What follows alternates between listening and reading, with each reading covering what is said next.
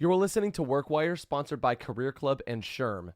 Career Club has a range of services aimed at job seekers with an empathetic approach.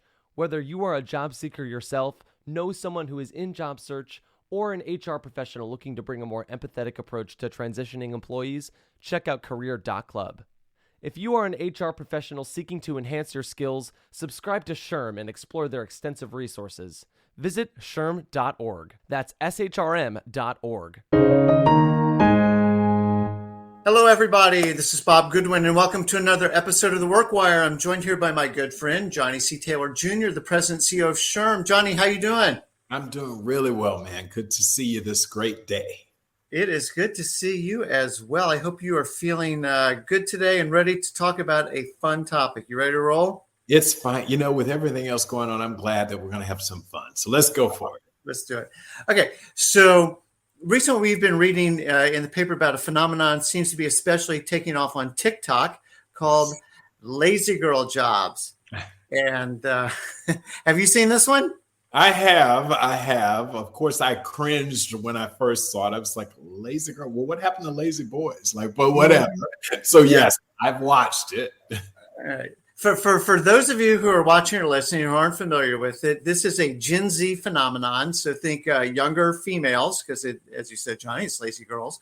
And but the idea is to find a kind of a cushy job, pays about $60,000 to $80,000 a year, so I can pay my rent and go out to eat some, but probably not making so much money that they expect me to work on the weekends or do overtime or anything like that. Job titles would look like marketing assistant or a client success representative. And you've got a chill boss. You can absolutely stop working at 5 o'clock and go on to live the rest of your life and be an amazing human. Yeah. So I think that's the definition of lazy. Bob. There you go. There you have it. So, but even your initial response, Johnny, was what would be mine too. But it's like, what? Really? Like, really? That's how you want to self-identify. See? Sort of seems like a close cousin of quiet quitting too, doesn't it? Yeah. Sure. Yeah. So, but it's just been around for the past couple of weeks, at least since it's been on my radar screen. And what makes it cringy to you? Well, the obvious is that to the extent one wants that kind of work-life balance, and we'll talk about that separately, I always worry about anything that can be generalized or stereotyped to a group. So lazy girls. That bothered me as the father of a now 13-year-old. So I'm going through that and hopefully future business person.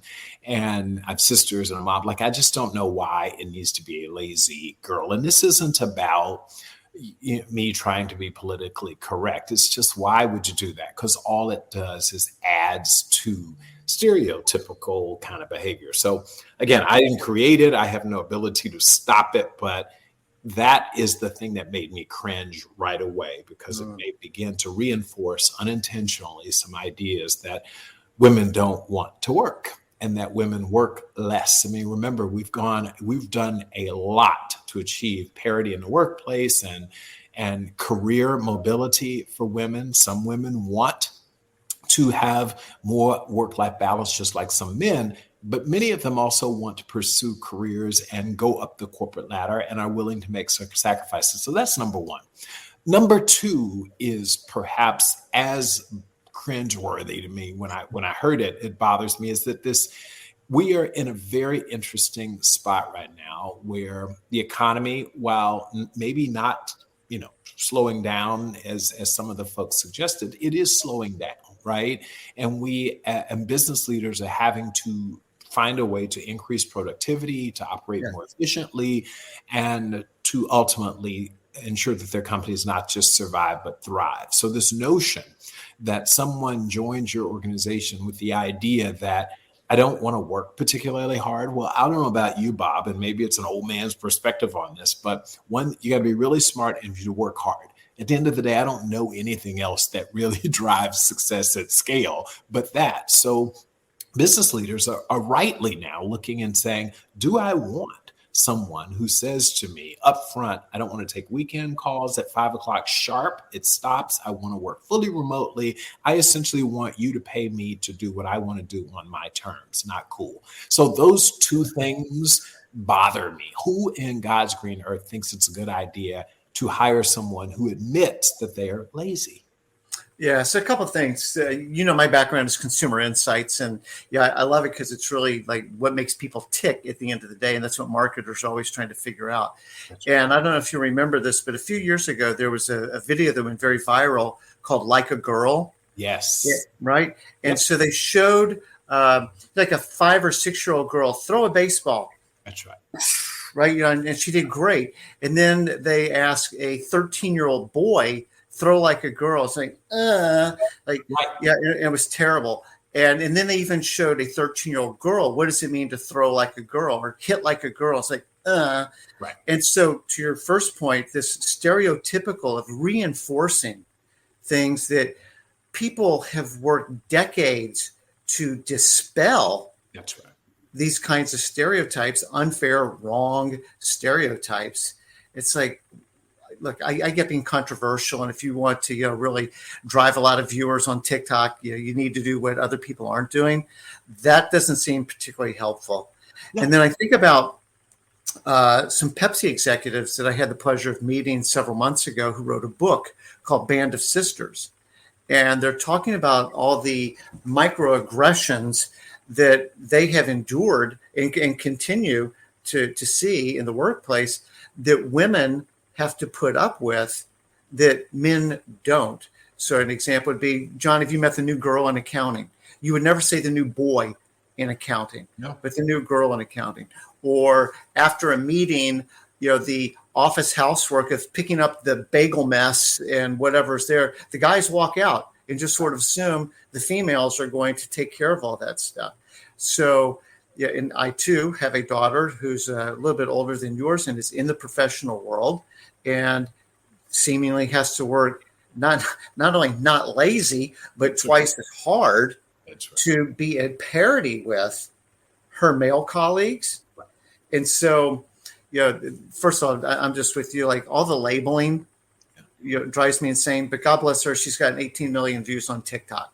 Well, but that frankly is the most troubling part of it, right? Is that 18 million people are influenced by that. Because if this were, someone who in their kitchen wanted to say this and to their 5 or 10 friends and it was an inside joke, great.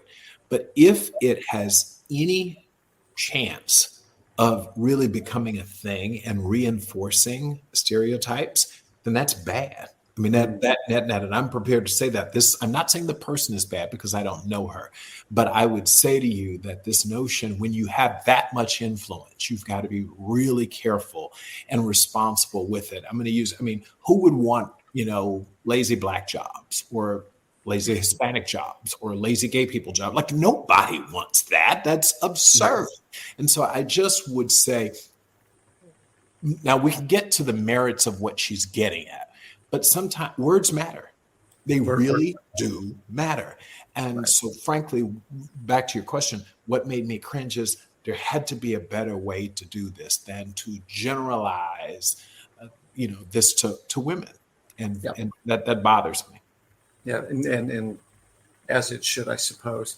The one thing, and this might be a little counterintuitive, and I think you were starting to hint at this, that is admirable about this is this work-life integration, work-life balance, and maybe seeing one's parents just be all about their job. Like Dad's never home; he's just all about his job, and and then he got laid off. So like was that really worth it? So he sacrificed all the family time, and now wasn't at home, and the thank you he got for doing all of that was a pink slip.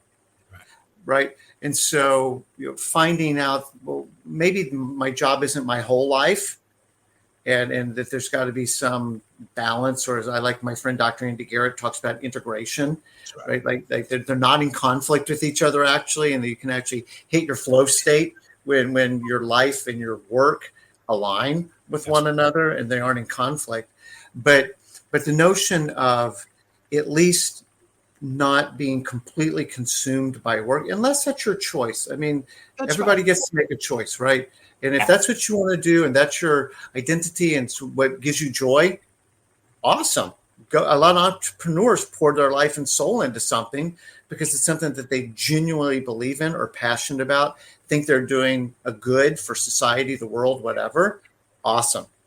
But if you're in a job that you kind of don't care about, isn't exciting you, and you're basically waiting for the whistle to blow so you don't have to, be there anymore, maybe there's a different choice here. And it's not about being lazy. It's just about better choices.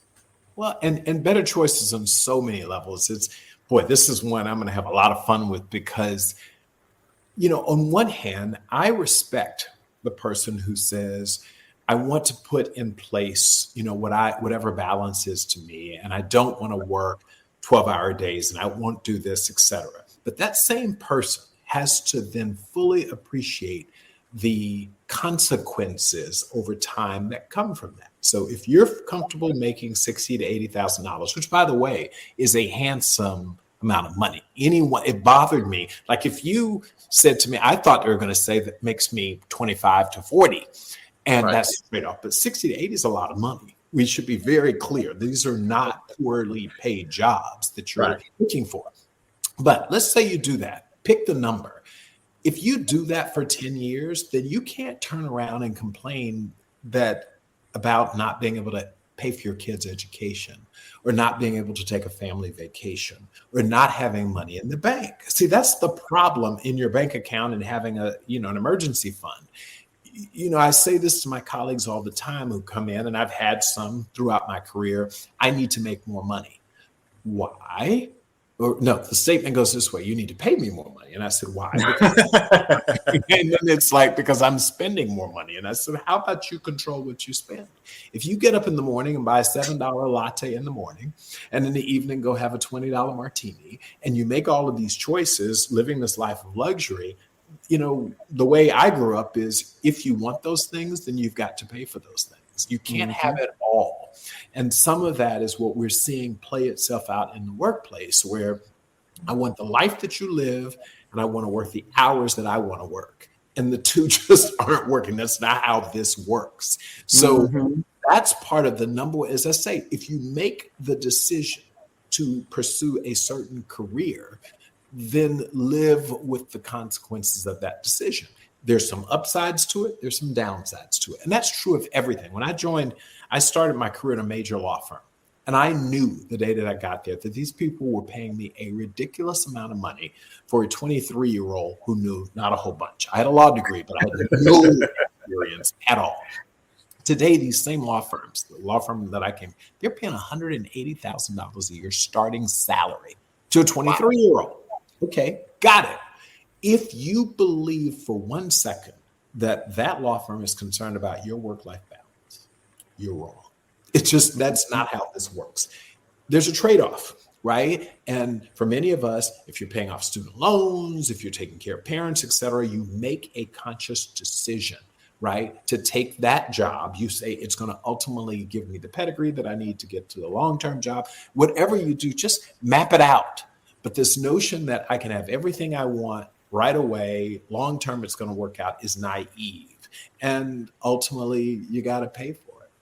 Yeah, so things have to get paid for. There was an interesting commentary that I read by Susie Welch. Yes. I was going to start off by saying Jack Welch's widow, but she stands on her own merit. She doesn't. That's why I don't say that anymore. I used to say Jack Welch's widow. So I'll apologize as the words come out of my mouth. But she's a professor at NYU and a very strong business leader, author, everything in her own right. And her take on this, which I thought was really interesting, was one, we kind of fostered this. If you're the parent of a Gen Zer, well, where did this sense of, her word, entitlement come from? First of all, right? Because helicopter parents, and we don't want you to feel any pain, and we want everything to be as easy for you as possible because we love you and don't want you to hurt or feel anything that feels discomfortable. Then we foster some of that. And then two is this is a much broader topic, but the general notion of mental wellness, and that people feel a lot of, what I think some people call stress, other people call anxiety, but sort of this general feeling of uncertainty. And clearly, the pandemic contributed a lot to that in a major way. But there's always been something going on. So you pick a time.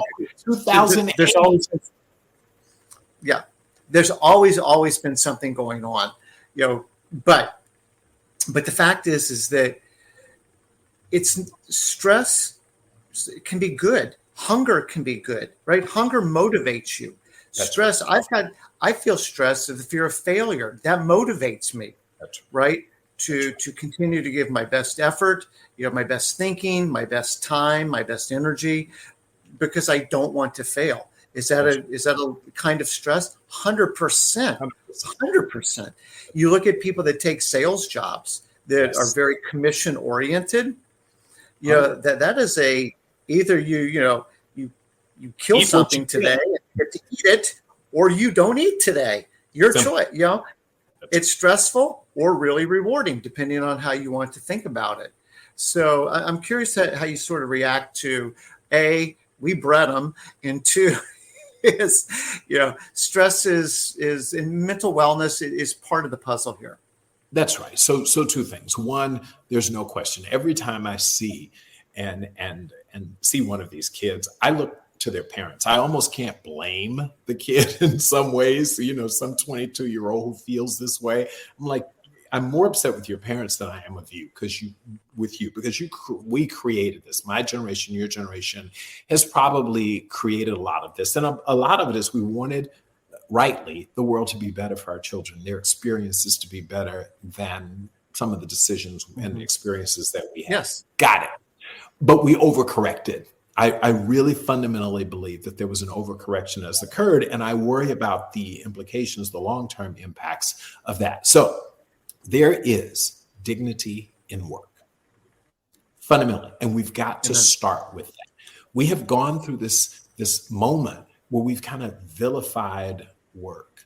I was talking with some of my colleagues the other day, and this woman in particular was bragging about the fact that her kid completed high school and college and never had a job. And she thought that was a badge of honor. She never had to work. I said, I'm not sure that's a good thing. I said, because there's a lot that comes with work. Having earned your own money, you now value it more than mom or dad having given you that money. The life lessons that you learn, flipping burgers, cleaning tables, washing cars, cutting lawn, whatever it is, there is dignity in all of this. And it's a part of socialization. So perhaps if you're a, trust fund baby, it doesn't matter. But for the overwhelming majority of us in society, getting some practice at work before you show up at 24 years old, having completed a bachelor's degree, is probably a good thing, because that's what builds strong character, and I think ultimately builds stronger careers. So we've got to get back to this issue of there's dignity in work. Work is not a bad thing. You got to get it right. Have we overcorrected though? Secondly, in some ways, working all of your life, working to work, if that was your life, if that was your parents' life, I can understand you being concerned about that. But that doesn't mean I'm going to stop at 5 o'clock every day, because life doesn't stop at 5 o'clock every day. I wonder if any of it, Johnny, is, first of all, I want to go back to the dignity of work. Yes. If you just totally get into the DNA of your organization, it's all about work. Everything has to do with work. Yes. That's a pretty good value statement to be grounded in, and there is dignity in work, 100%. But the other thing I was going to say is, for Gen Zers who are coming through an era where there's PPP, right? And so here's just money coming from heaven, right? And here it is, and it just keeps showing up. And that student loan that you've got, not a problem. You don't got to pay it back. And whatever universal income, all sorts of the things that say, well, actually there aren't consequences to not working, because I've got this giant net under me, also spelled mom and dad often, right? That actually I don't have a consequence here. And I wonder if some of that feeds into whether it could be articulated or not. That's the reality of a generation that's grown up around these sorts of programs. And it just doesn't stop there. As an HR practitioner, I can tell you, we would have people come in. I had parents calling to ask me about their kid's performance and why the kid got, his manager gave him a horrible performance evaluation. I said, no, he earned a horrible performance evaluation. I said, but here's the irony. Why am I talking to you? Your son is an adult, right? I didn't have you in the interview, so why the hell am I even how dare you do this? So we've created, I think you're absolutely right. And when people hear me say this, understand, I'm not talking about the unusual circumstance. This is become a little bit of a norm. I don't want my kid to have any stress. Really? Any, right? None. And I don't want them to at any moment feel less than. Well, to your point, sometimes feeling less than can be a motivator because I want that office over there. I want this title. I want this money. We have and I know it comes from a good place. As a father, I know we want the best for our children. But I've said this time and time again, at the end of the day, we can't expect our children to be better than we are if they haven't experienced many of the things that we experience, because we're products of those tough times, those tough where you had to make a decision, fork in the road. You didn't know if left or right, but you had to make a decision. And if you happened to go take the wrong fork, you doubled back and figured it out and then got back on the right track. These are all parts of us developing as successful human beings. And success doesn't always mean money. Success doesn't always mean title. It doesn't mean this. I get the idea of balance in the sense that you want to be a whole person. It's not all about identifying and measuring your worth based upon what you do. But hard work matters no matter what you do. Can I tell you a quick story? So I was talking to, let's just say, someone I know I was dating, and we were talking about it, and she said, you just work too hard. You just work too hard and you travel too much. And I said, a couple of weeks later, I intentionally did this. I said, wouldn't it be kind of cool if you were, other than me, if you'd married an NBA player or a baseball player? And she said, gosh, that, I love you, but yeah, that would have been cool, da, da, da. And I said, do you know how much they travel? They travel a lot. And you can't just call up and say, I know we've got a game or a match in New York this week, but I want balance and I'm not showing up this day. It doesn't work that way. I said, so we like to celebrate the people who have these really successful careers. Beyonce, when she's touring with 3 kids or whatever, there's no work-life balance. I mean, it is what it is. She gets home when that concert's over, and that might be 1:00 in the morning and the kids are asleep, and someone's got to provide and take care of those kids during that period of time. We have to remember that work is the way it happens for the overwhelming majority of human beings. And once we bring that concept through, Bob, we're going to be good. So let's slam back on this lazy girl jobs. Aside from the fact that I hate what it's called, I just think that there's no way a society should get excited about lazy, right? Lazy is one thing. There has to be a better way to say, I'm looking for a way not to be totally obsessed with work, but I'm not lazy. Lazy is never good. Yeah, lazy implies a lack of motivation. And again, back to work has dignity. You actually feel sorry for the person because they haven't found dignity in work yet. That's true. One quality, though, that in a Career Club, we work a lot with our clients on this, is resilience. Yes. Life is about bouncing back. Yes. It never goes the way that we think that it is. There's a giant gap between should and is always. I love that. And it's how you respond in those times that really defines your character, right? And yet, as parents, and I'm a parent of 4, and I'm amazed they all came from the same factory, by the way. Right?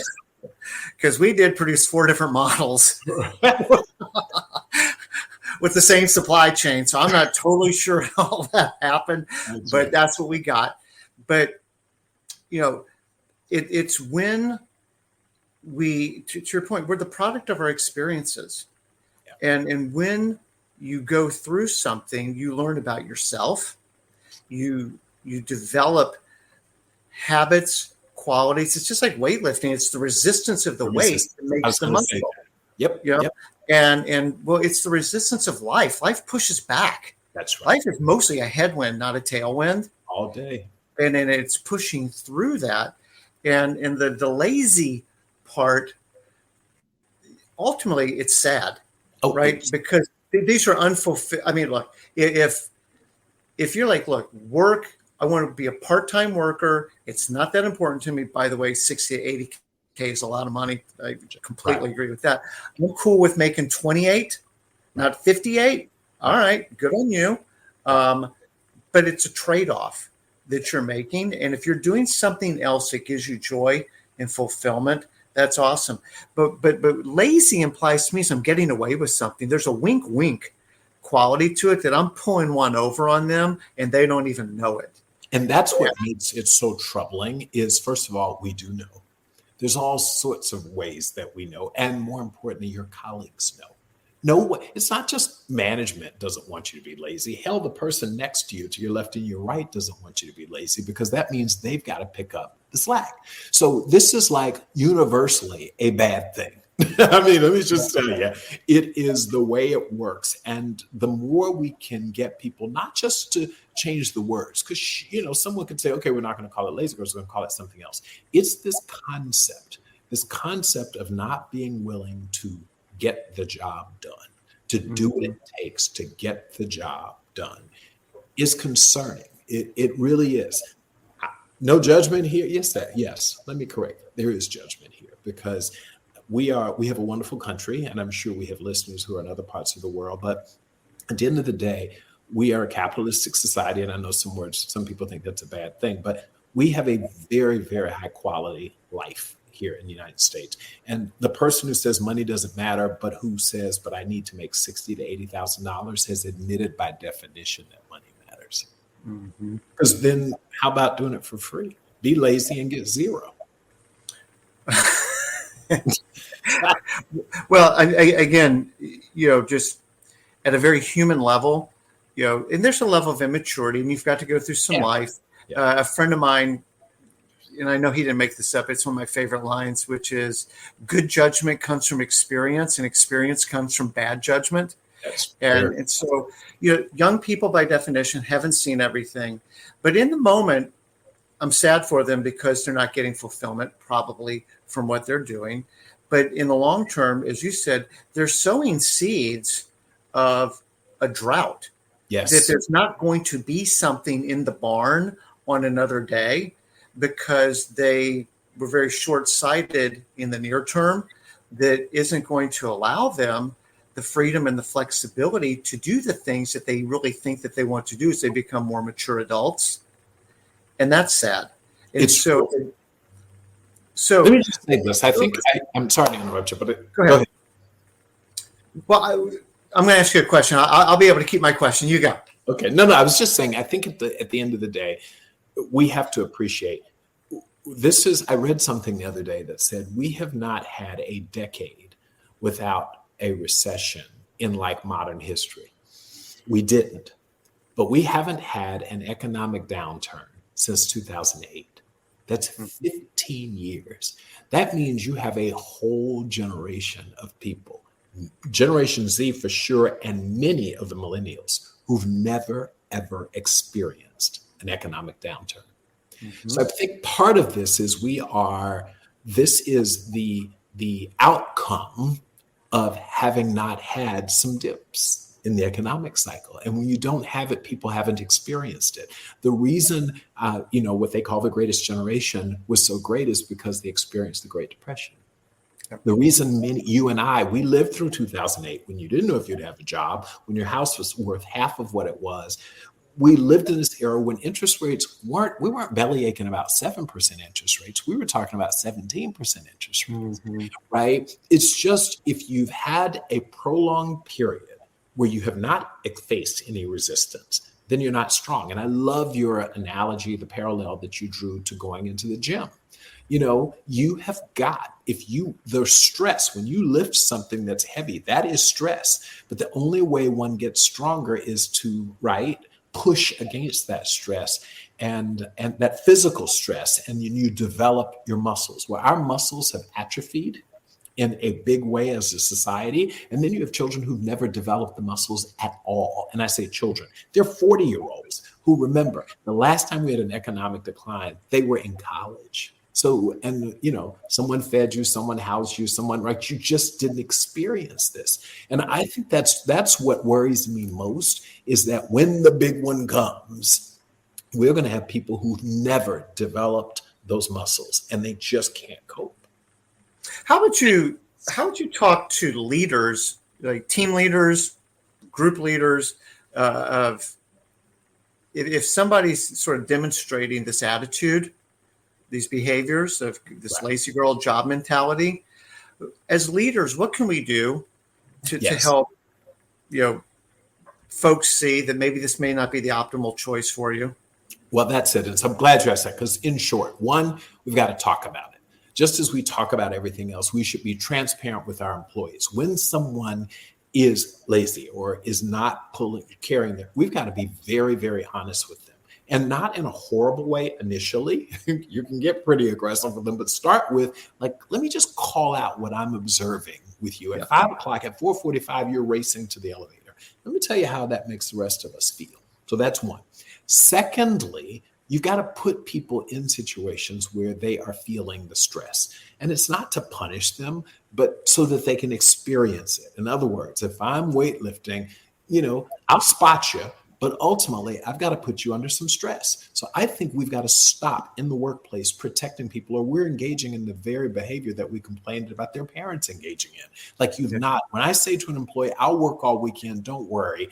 We got a big project due. You just go out and enjoy your friends. I will take it on and finish this off for you. You're not doing that person any favor. So I believe in putting people in stressful, and I'm not talking about harmfully stressful situations, but stressful situations so that they can build the strength to be resilient, as you've described. And then thirdly, and this really matters, is you've got to reward the people who are doing it right and be prepared not to reward the people who aren't. You can't give everyone the trophy. When I'm giving out bonuses, I reward the people who work hard, and the people who don't get a bonus or get a very small bonus. That's what we've got to do. As managers, we can do that. Call it out, create situations, simulations, real life experiences where people are experiencing healthy stress, and then reward people who power through it and do what they need to do, because that which is rewarded will be repeated. And if you just give it to everyone, and everyone here, we're one big kumbaya, well, you weren't there at 7 o'clock. You left at 5. So why do you think you should be compensated the same way? Well, one kind of warning that I would give to leaders who do not take that very sage advice is the fastest way to run off A players is to tolerate C players. All day. Yes. A players do not want to be around mediocrity. Yep. And if you want to build a culture of mediocrity, for whatever reason that sounds good, or you think you're helping, but this is one of those cases where when helping hurts, when you tolerate that and you do not, as you said, talk about it and then put some people under some stress and then what'd you say, reward the performance. Right. When we don't do those things, if I am a performer, it tells me you don't want me here. This is not the right culture for me and for me to grow in my talent and to be able to find fulfillment in work. So I'm going to take that and bring it somewhere else that does reward it. And if you guys want to be a magnet for mediocrity, okay. Good luck with that. Yeah, let's see how that works out for you, because it's not going to, we know. But I think that I really appreciate what you said, though, about and this, we could pick any topic, as you said, and it'd always be the same thing. Talk about it, and I like how you said it too. This is how it makes me feel when I see this. That's right. Right. Because again, nobody can argue how you feel. You feel how you feel. That's a fact in and of itself. So transparent, honest, respectful communication, then create an environment for them to be successful. And then rewarding the effort when they put it forward. I think that's a beautiful model. And if people choose as adults to not opt in, then by definition, they've opted out. And again, that's okay. Everybody's got the right to lead their life the way they want it. Just know that that's probably going to bear some fruit down the line that you may not find quite as sweet as if you had put forth the effort early.